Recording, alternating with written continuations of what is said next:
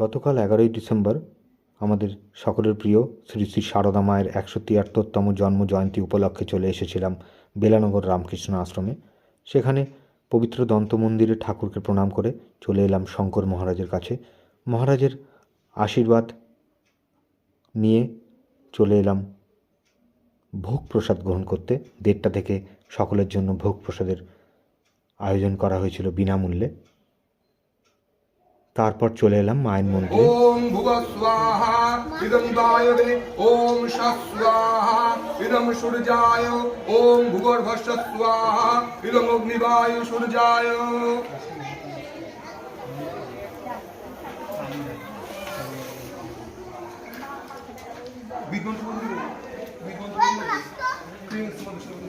क्रीं श्रीमद्दक्षिणा कालिका वै देवता वै स्वाहा इदं कालिका वै क्रीं श्रीमद्दक्षिणा कालिका वै क्रीं श्रीमद्दक्षिणा कालिका वै देवता वै स्वाहा इदं कालिका वै क्रीं श्रीमद्दक्षिणा कालिका वै देवता वै स्वाहा इदं काल।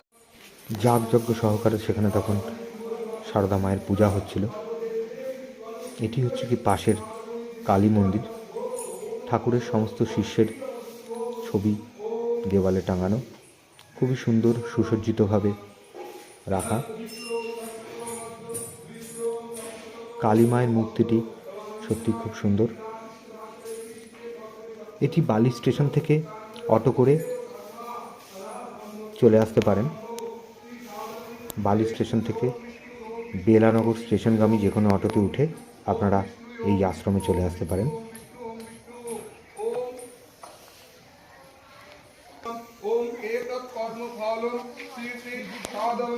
মায়ের পূজা তখনও চলছিল।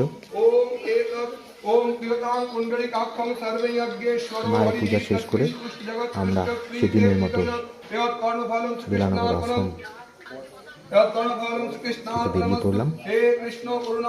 আমার পরবর্তী গন্তব্য ছিল বেলুড় মঠে সন্ধ্যারতি।